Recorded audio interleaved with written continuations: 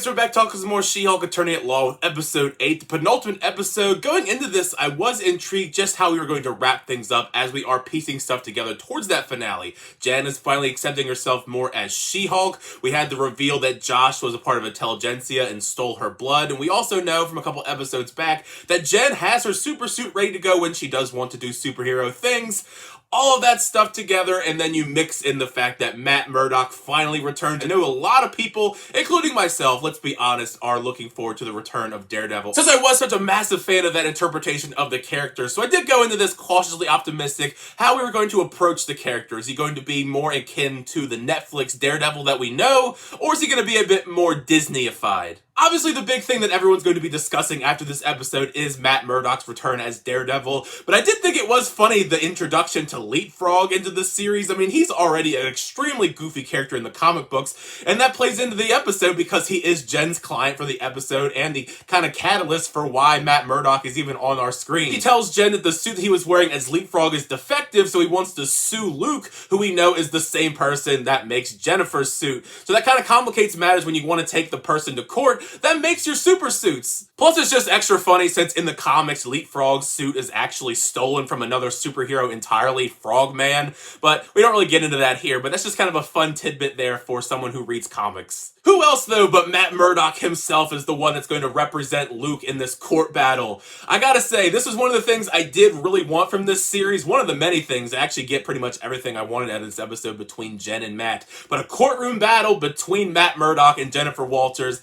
It was very brief. There's not really a whole lot of court proceedings that are great in this show entirely, but it was fun seeing them go back and forth, and Matt Murdock is a much better lawyer than her, and he ends up winning, which is not a surprise to me. Once we get out of the court proceedings and we go into more conversations with Matt and Jen, that stuff is great. The chemistry between them is phenomenal. Sparks are flying everywhere, which isn't a huge surprise. Matt was a massive flirt in the Daredevil series, and that follows him into She-Hulk, and I love it. They're great with one another. Matt even gives her the same style of advice that we've seen Emil Blonsky and the rest of the crew gave her last week, that she can embrace doing good as both Jen and She-Hulk.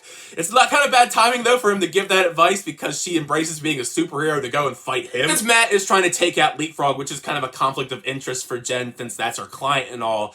The whole fight between the two of them, it was pretty awesome. It's not really like a big fight. I wasn't expecting Daredevil to go toe-to-toe with She-Hulk because She-Hulk is very strong. Though it's no surprise that Daredevil is kind of just trying his best to do acrobatics and try and survive and get away without being injured gravely like we saw him do many a times in the Netflix series. But once we do get a general understanding of the situation and the fact that Leapfrog is actually the villain and kidnapped Luke, that's where things get better. And now we get to team up with She-Hulk and Daredevil. There's going to be a lot of discussions going around about this new interpretation of Daredevil. He is certainly quipping a whole lot more in this. I mean, it's the MCU way to do a bunch of jokes and quips and all of that stuff. I think for the most part, at least with the way that they handled it with Daredevil in this, I thought it was fine. I think the jokes here weren't over the top super cringe or anything, so we'll see how the rest of the series unfold with Daredevil in them, like Echo or his own series. But for this, I think in this interpretation, he was pretty good. There were a good bit of nods to the Daredevil series, which I liked a lot. We got the theme for a couple seconds when he tells Jen that he's Daredevil, and we even got our own little kind of sort of version of the hallway fight scene. It wasn't to the same level and scale as that amazing scene from the Netflix show, but it was still a fun nod before Jen comes and crashes the party as She-Hulk. Of course, it's super easy to save Luke and take out Leapfrog since he's a very low-tier villain, but what I did love about this was, once again, the banter between Jen and Matt. I thought it was adorable that Matt actually offered to go on a date next time they were in town, and Jennifer, being the person that she is, I mean, I'm glad that she went for it. We just get to see them get straight to the point, and we get to see Matt and Jennifer hook up, which was another thing that I was rooting for when we did know they were going to be in the series together. Like, that's what we wanted. Honestly, you could have just ended the episode there and I would have been happy, but we do have to set up some things for the finale since that is next week. I gotta say, Jen was looking real good as She-Hulk in that gala dress as she's making it for the Lawyer of the Year award. Of course, the Intelligentsia had to ruin it for her. We got to see some footage of her hooking up with Josh, which makes her enraged. I really feel like after this reveal and the weird interaction they had earlier on in the episode, this whole scheme, if you will, it's Todd. It has to be Todd. He was a weird creep earlier in the episode. He gets shut down, and then all of this happens at the same exact time.